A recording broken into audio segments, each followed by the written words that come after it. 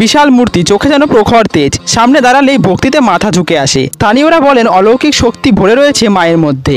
আমি কথা বলছি নৈহাটির বড় মাকে নিয়ে। কিন্তু কেন এই দেবীকে বড় মা ডাকা হয়? তার মাহাত্ম্যই বা কি? কে কবে থেকে এই পুজো শুরু করেন? তাহলে চলুন আজকের ভিডিওতে বড় মা সম্পর্কে খুঁটিনাটি জেনে নেওয়া যাক। তবে তার আগে ভিডিওতে একটি লাইক করে কমেন্টে অবশ্যই জয় বড় মা লিখে জানান। আর আপনারা যদি চ্যানেলটিকে এখনো সাবস্ক্রাইব না করে থাকেন তাহলে অবশ্যই সাবস্ক্রাইব করে রাখুন।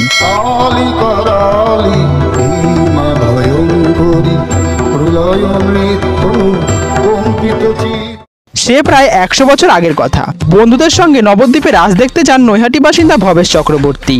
সেখানে রক্ষাকালীর একটি বড় মূর্তি দেখে তার মনে বড় কালী মূর্তি গড়ে পুজো করার আশা জাগে। বাড়ি ফিরে সেই মতো প্রস্তুতিও শুরু করে দেন তিনি। পরের বছর থেকে পুজো শুরু হয়।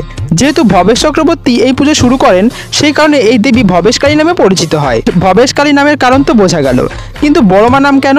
জানা যায় এই কালী মূর্তি বিশাল আকৃতি, প্রায় 21 ফুট উচ্চতার, চোখে যেন প্রখর তেজ, সামনে দাঁড়ালে এই ভক্তিতে মন ভরে ওঠে। উচ্চতার কারণে স্থানীয় বাসিন্দাদের কাছে এই দেবী বড় মা নামে পরিচিত হয়ে থাকেন। সেই নামই লোকমুখে ছড়িয়ে পড়ে রাজ্যবাসীর কাছে।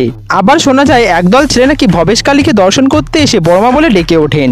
সেই থেকেই নাকি এই ভবেশকালীর নাম হয়ে যায় বড় মা কালী। এই কালী পুজো 100 বছর পূরণ হওয়ায় নবরূপে সেজে উঠেছে মন্দির। গর্ভগৃহে প্রতিষ্ঠা করা হয়েছে বড় মায়ের নতুন কোষ্ঠী পাথরের মূর্তি। এখানে নিত্যদিন পূজিত হন মা। নিয়ম মেনে কোজাগরী লক্ষ্মী পুজোর দিন শুরু হয় 21 ফুটের মাটির প্রতিমা তৈরির কাজ।